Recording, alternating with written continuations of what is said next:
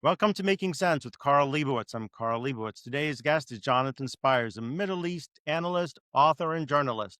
He's the editor of Middle East Quarterly. He reports for Jane's Intelligence Review, writes a column for the Jerusalem Post, and he's also a contributor to the Wall Street Journal and the Australian.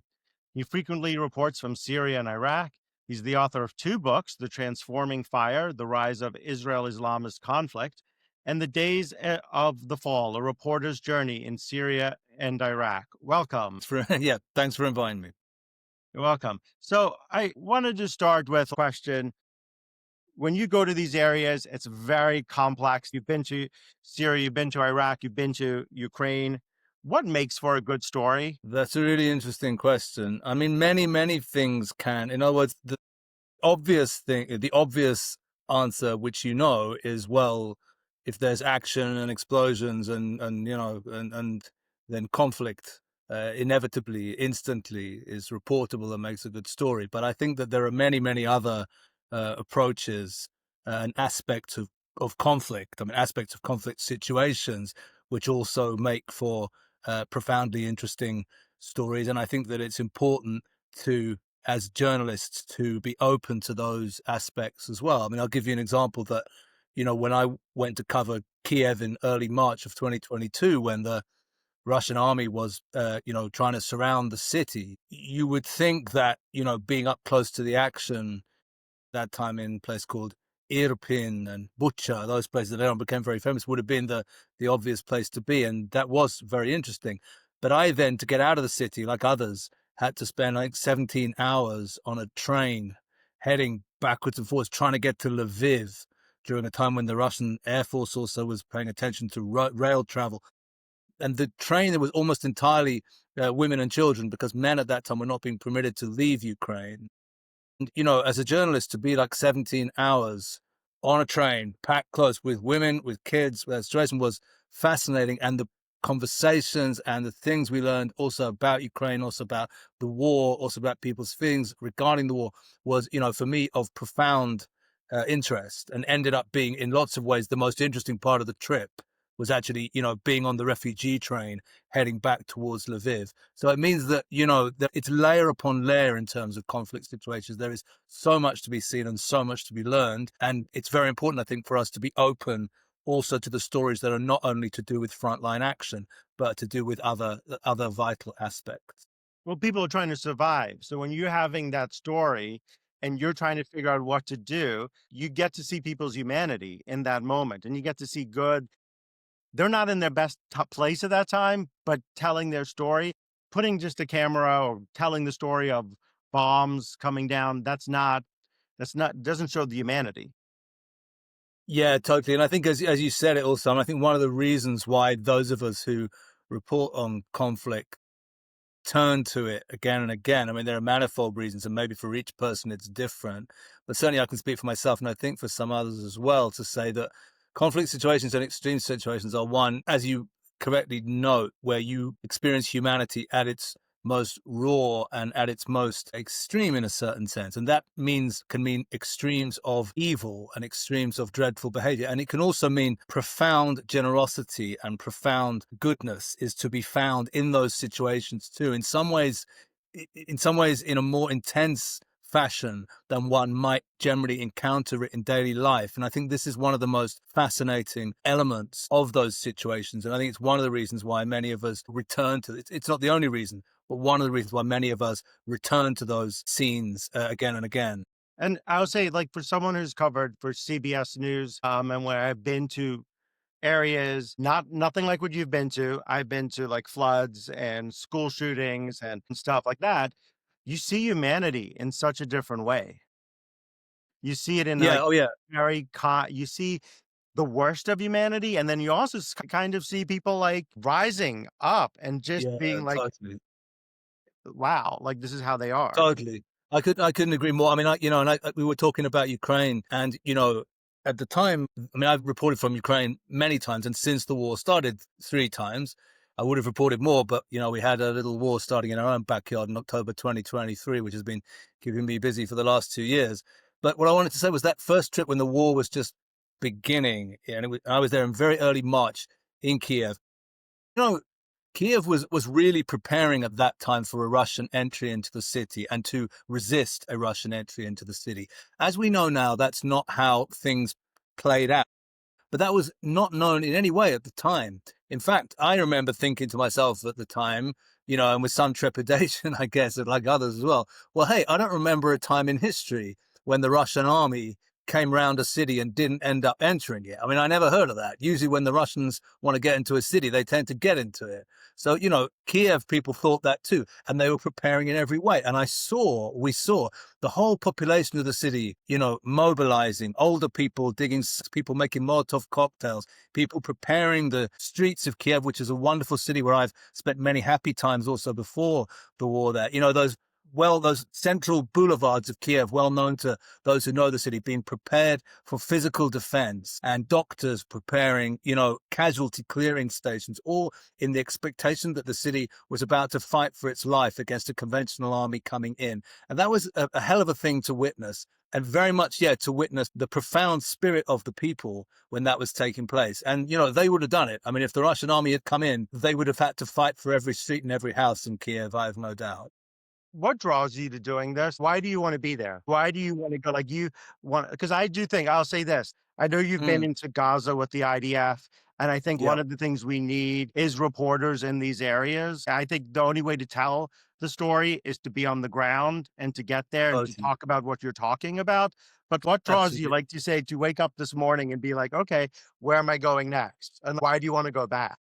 Yeah, well, I mean, I think everybody has their own journey, if I can put it that way, towards this kind of work, everybody who does it. I mean, for me, to some degree, I didn't come to war, but war kind of came to me. What I mean by that is the following. As a younger man, I was a soldier in the IDF, and in my midst, the war in Lebanon in 2006 began, and I was called up to fight in the war. And, the last thing I was thinking of at that time as a guy in his mid-30s was war. I mean, I wanted to do journalism and to do research, but I was thinking I would probably research political processes, social processes. Those are the things that interested me. And then I think because of the very, very intense experience that the 2006 war was for me and many of my friends and comrades, I think it was that which just sort of opened me up to conflict in a certain way, whether I wouldn't have thought about it, especially as somebody who was already into his 30s, wasn't interested in it, wasn't a sort of gung-ho kid or something like that.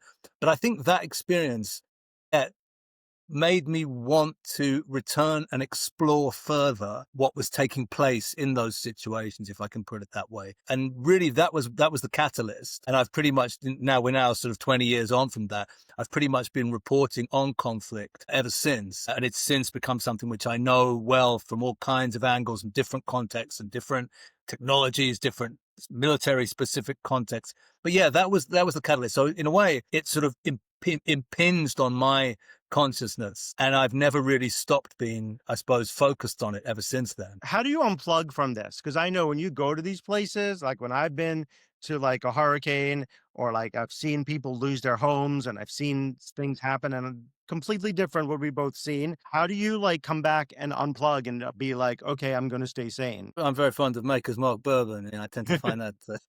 So in the worst, probably in the least advisable way possible, kids. That's the way that I've tended to unplug from that stuff. I come back and meet friends and have some drinks. As I get older, I don't drink as much as I used to. Of course, one gets more into healthy things as we get older. But this is one way, of course. I'm not even being flippant or sarcastic. That is a way. When I would get back, I mean, again, as you know yourself as well, I mean, there are different levels of intensity with this.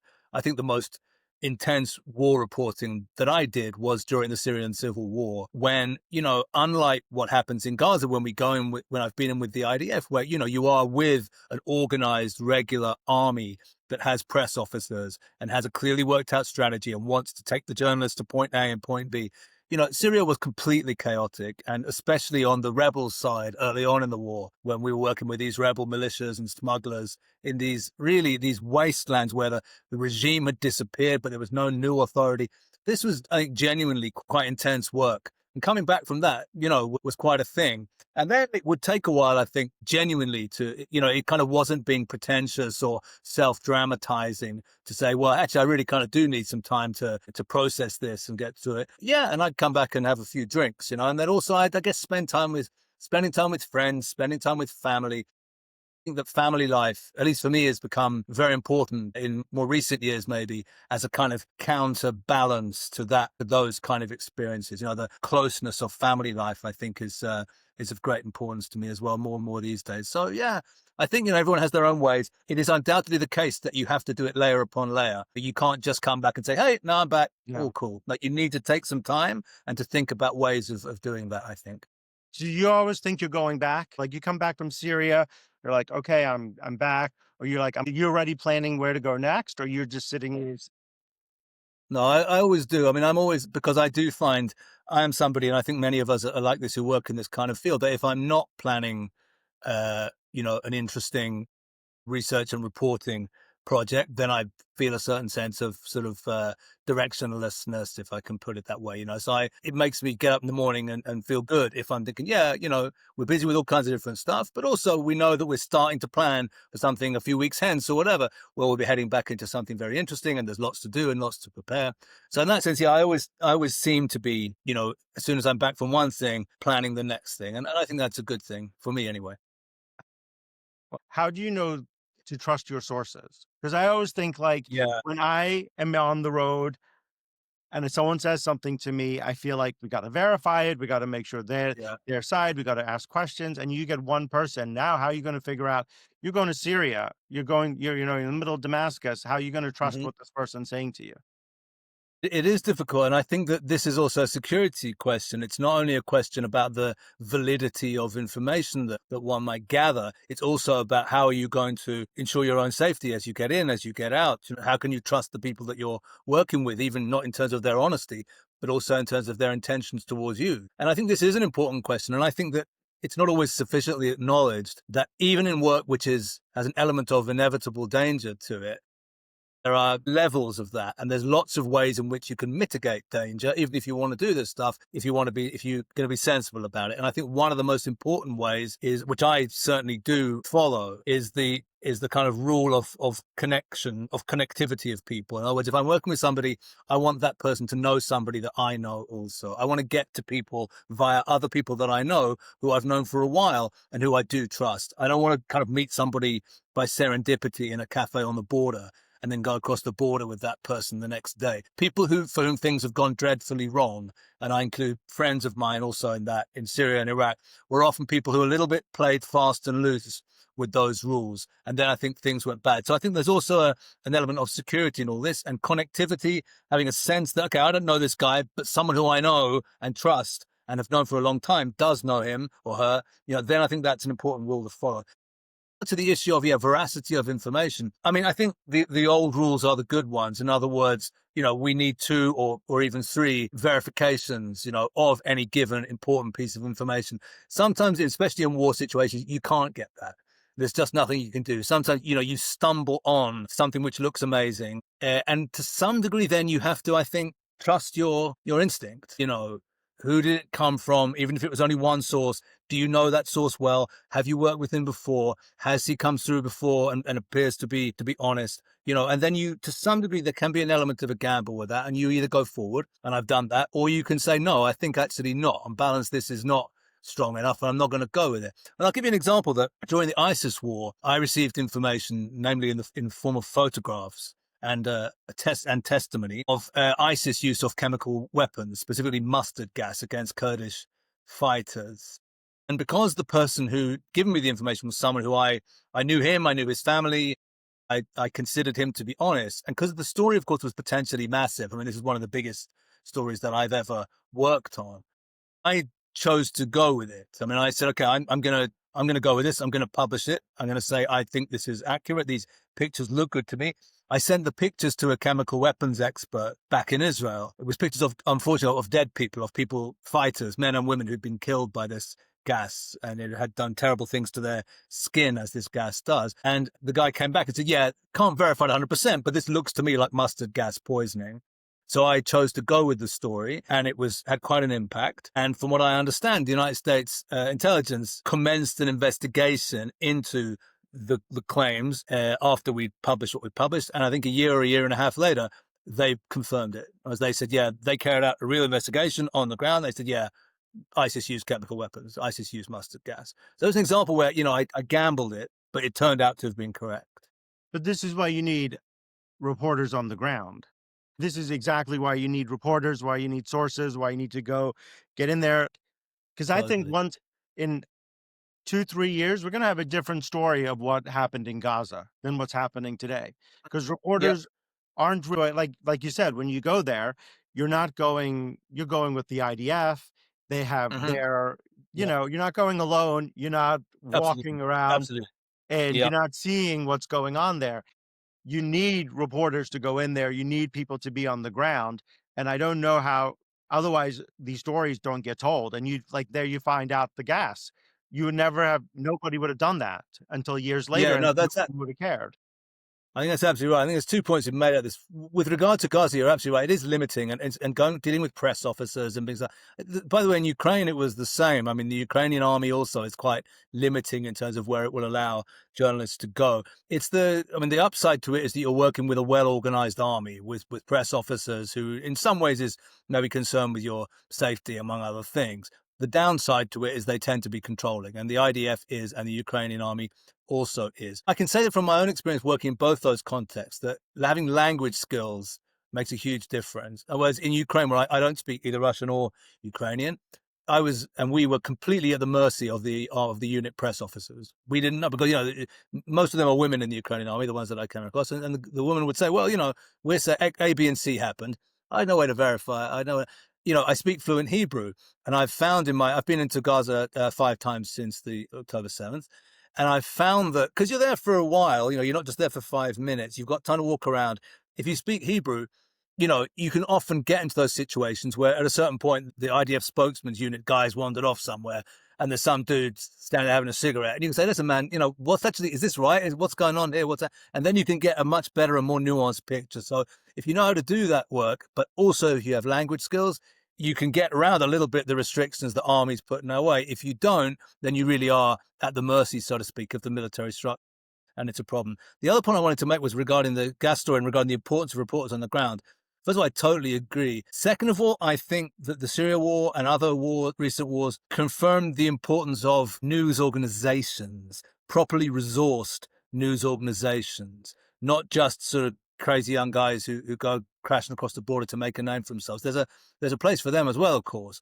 But if we think of the really important stories of the Syria war that I can think of, and if we're talking about chemical weapons, I can think of the story of regime, the vitally important story of Assad regime's use of chemical weapons. This was revealed, if I remember correctly, by Le Monde, by the French newspaper Le Monde, which financed 2 reporters just to stay in Syria until they got the story. And these guys, 2 experienced reporters, were in there for weeks following this one story, and they followed it to its conclusion and they got the information they needed. But if they hadn't been working for Le Monde, which was making sure that, that they had families at home, that their bank accounts were getting, their salaries were being paid each month, they were able to keep working, and they wouldn't have been able to do this. Some guy who's some daredevil, working as a freelancer, getting paid whatever it was, $250 a piece, like some of these guys were in Syria, they wouldn't have the resources or indeed probably the ability and the skill set to follow these stories. So I think also the importance of reporters on the ground and also the importance of properly financed and professionally run news gathering organizations,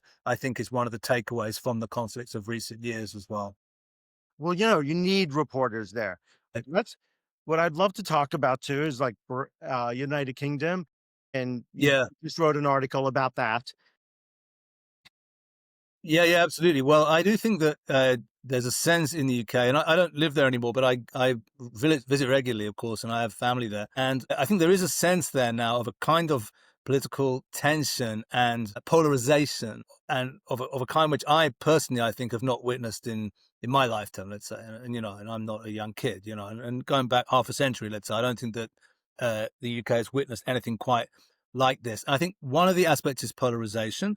You have the rise of a radical left in cooperation with a rising force of political Islam in the country. Those sort of two working together, and you're probably familiar with the Jeremy Corbyn leadership of the British Labour Party that rested, I think, greatly on that alliance, and now Corbyn is busy organising a party to the left of Labour, which will once again seek to represent that alliance. And then on the other extreme of politics, you have a kind of rising radical rightist reaction to that and reaction to the perceptions of illegal immigration and these kind of issues, which is sort of emerging as well. And there is a real possibility that I don't know if it's the radical right, but the hard right, the right of what's called the Reform Party of Nigel Farage, that this party could even win the next British election, could sweep the parliament. This isn't a new thing for the UK, which, as we know, is a traditionally quite conservative, with a small c country with very well established political norms and institutions. And all of that is a little bit being shaken up at the moment. I think that brings me to the second aspect which we should consider. And of course, all these things have parallels in the United States and in other Western countries. I mean, this is just in a way, this is just a local British sort of version of a much broader phenomenon we're witnessing across the Western world, I would say.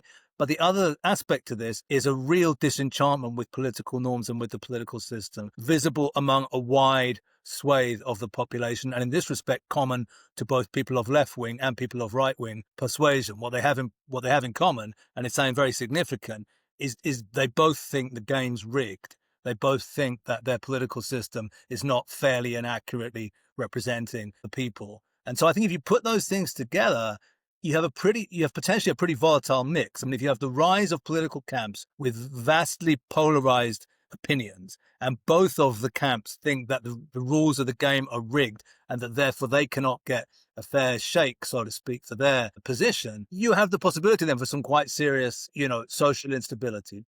Because I see this, what you're bringing up here in that point is I see this as a war between the people that want a war on the left and the right and the people that don't want a war.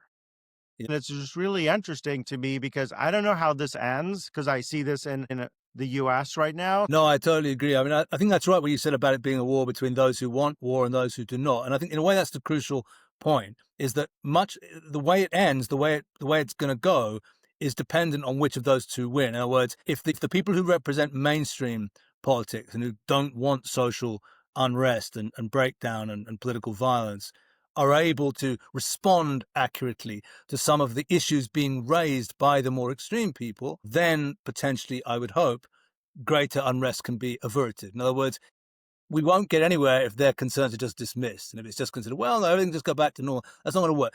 The concerns of some of the people who are on the fringes are real, I think, and there's a need for the mainstream system to begin to process some of those concerns, not necessarily in the way the radicals want, or not in the way they want, but certainly to address some of those issues.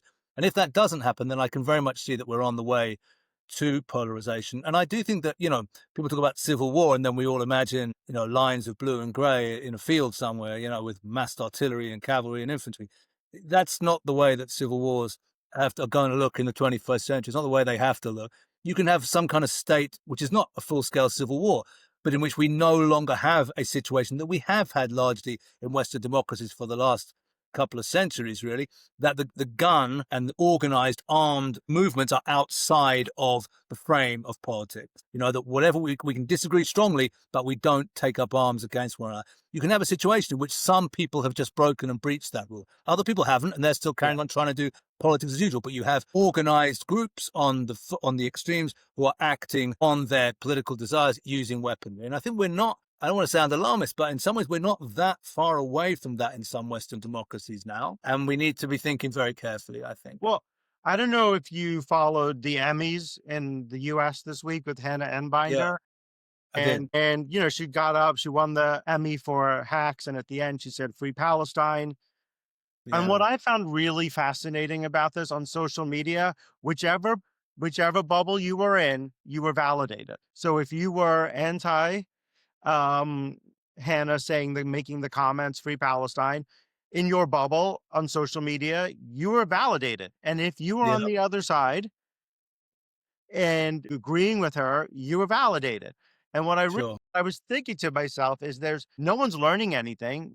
Everyone's just repeating the Free Palestine or she's wrong. And then in Sure. the end of there, like instead of making like a coexistence argument or any type of, it all became like we're on different sides and we're all fighting. And I don't know how you combat. It's very difficult. We're in that very polarized moment, and I fear that this may have to play itself out one way or another. Well, that's not what I want, but I think just as an observer of social and political processes, you get a sense sometimes that we're a little bit too far down that road in a way for it to be resolved without further strife. I remember reading history once when I was in the United States about the period prior to the American Revolution. And there was some, I forgot what the exact political issue was, but there was a point which was George Washington himself, where he writes, from that day on, then I knew with great sadness that this was gonna be settled through violence. Now there wasn't going to be any other way of settling this other than through a fight, and people were going to suffer. And we're not at that point yet, but there is a sense in which we're quite a long way down the road. I'll give an example. I was in Washington recently when the two Jewish kids, Yaron Lachinsky and Sarah Milgram, were murdered by a guy who turned out to be Elias Rodriguez. I'm sure you followed the incident. We were a few kilometers away in the city when that happened. Uh, many of my friends, Israelis and Jews, when that happened, the immediate assumption was, okay, so there's been an Islamist terror attack. I mean, some Hamas or Hezbollah guy has murdered a couple of Israelis or Israel associated people. And, we pretty much had all concluded that's okay. We're just waiting to hear some more details. That's what it's going to be. And then, of course, lo and behold, the profile of the shooter was a Hispanic American. His name is Elias Rodriguez from Chicago, if I remember correctly, a former member of the Democratic Socialists of America, if I remember correctly. So a whole new thing. This was not some foreign radicalism that was coming to town. This was something homegrown and something I think very new. And, we seem to be piling up a bunch of these kind of incidents at the moment. And it's very worrying. I don't know if you're also following the Israeli Film Foundation. They produced the movie The Sea. Yes. It's about a Palestinian boy who wants to go see the Mediterranean Sea. He sneaks into Tel Aviv. And what I Yeah. find fascinating is Hollywood is now, they don't know if they want to see the movie. They have to boycott the movie and they can't see the movie. And I'm like, you're Right. in this place where this movie is Mhm. it's made for Hannah Yeah. Einbinder, right? But now she can't, Absolutely. yeah. And she You has can't to see it. boycott it. Yeah. Well, I think that many Israelis and Jewish people do feel in the current moment that they are no longer to be invited to be part of the discussion in large swathes of Western in Washington. I mean, once you put people outside of the discussion, the violence can begin with words. Once you say, well, these people are committing a genocide, so anybody who's not saying they're committing a genocide is a defender and a supporter of that genocide. Well, what do we do as supporters of genocide? I mean, the main genocide that we know about, the thing which the word comes from, is, of course, the attempted destruction of the Jews in Europe and indeed globally in the 1940s. What all of us think is when we think about people who supported that, is people who supported that were supporters of the Nazis. Those are people you're at war with. Those are people against whom violence becomes legitimized. That's the direction of thought which this takes you in. So yeah, I think it's a worrying thing in the sense that once you place a certain group of people outside of the discussion where, you no longer care if the guy is a left-wing Tel Aviv filmmaker who made a movie about a Palestinian kid who wanted to see the sea in Tel Aviv. That's his opinions or her opinions and thoughts are no longer of any relevance. They're a member of that collectivity. Therefore, they are tarnished by association. And therefore, for a minority, at least in that camp, the opposing camp, they become the legitimate targets of violence. We've seen this. We began our discussion with discussing war reporting. And, in all those conflict contexts, Ukraine, in Syria, in Iraq and elsewhere, the fighting didn't just begin out of nowhere overnight. Prior to the fighting, you get the process of political deterioration, the deterioration of political discourse, the deterioration of political culture, and the entry of means of violence into politics and of language of violence into politics. And all that takes place upstream, of the eventual eruption of violence itself. And we're somewhere along that stream right now in the Western democracies. We're not at the end of it yet where it erupts, but we're somewhere along that stream, I think. And someone who covers the Middle East and understands it really well. What do you make? I don't know if you're following in Saudi Arabia, there's going to be, in the end of September, there's going to be a comedy festival. Dave Chappelle is going to be performing in Saudi Arabia. There's a lot of different comedians heading over there. And I just kind of feel, I'm just curious your thoughts on that. Saudi Arabia. Yeah, Saudi Arabia has been going through, a really fascinating process over the last decade or so now. Of course, mainly to do with as is the way in absolute monarchies like Saudi Arabia, mainly to do with the persona of a single individual, namely Crown Prince Mohammed bin Salman, MBS, a very interesting and controversial figure for all kinds of reasons, but also, a dynamic and revolutionary figure in many ways. And he is in the process of transforming the country, I would say, in terms of its cultural atmosphere, in terms of possibility. And this festival is a part of that. I mean, it's 20 years ago, this would have been not only unimaginable, it would have sounded like the beginning of a joke if you'd said so. Yeah, well, you'd say, yeah, these American comedians are coming to Saudi Arabia. Saudi Arabia was and was known to be the main disseminator of radical Islamic ideas. And indeed, many argued, and I think cogently, that, much of the terrorism of a generation ago, of the generation of Al Qaeda and bin Laden and so on, to some degree is attributable back to the Saudi education or miseducation process, heavily invested miseducation process, which poisoned the minds of generations of young Muslims in various parts of the region. Well, that was Saudi Arabia then. BS's Saudi Arabia couldn't be more different. And this is one, I think, seismic. At the end of the day, MBS knows that Saudi Arabia has to move on from being a petrochemicals-based economy into becoming something else if it wants to stay viable. I think that this opening to the world, so to speak, which has taken place to some degree, is a component of that broader ambition that he has. And then before we wrap up, is there any projects that you're working on? Anything that you want to let us know about that we should be looking out for? Well, yeah, there's two things really I've been working on in terms of field reporting in recent weeks. One was a recent trip to Yemen. I was in Yemen just a few weeks ago, which was fascinating, in Aden and then up in two provinces called Shabwa and Dale. And, the issue of the Houthis and the processes taking place in Yemen, I think is very important and sometimes insufficiently covered. It's very difficult to get to Yemen. It's remote. It's not easy. And for those reasons, maybe. But the fact is that the Houthis just succeeded in closing down, effectively shuttering a vital global trade artery, namely the Gulf of Aden Red Sea route to the Suez Canal and then out to the Mediterranean. 85% of shipping along that route has gone since the war began between Israel and Gaza, or since November of 2023 when the Houthis entered that war. So that's a fascinating and important geopolitical space there in Yemen. And I've been writing about it some, and I'm hopefully going to be writing some more about it. And I encourage people to take an interest in that. It's a piece of the jigsaw, so to speak, sometimes ignored, and I think unnecessarily so. The other thing which I'm focusing on at the moment is Syria again. It's Sweda province, southwest of Syria, the Druze majority province, and I'm trying my best to find ways to get in there to report. So that's my next little ambition. So we'll see if I manage it. But certainly I'm in contact with people in Sweda each day. I think events in Syria are very volatile and fluid. I think we should in no way conclude that the entry of HTS and Ahmed Shara into Damascus in December 24 ends the Syria story. In many ways, it's beginning a whole new story. So that's something else which I'm going to be focusing on in the period ahead. Jonathan Spires, thank you so much for this conversation. Thank you, Carl. Thank you for inviting me.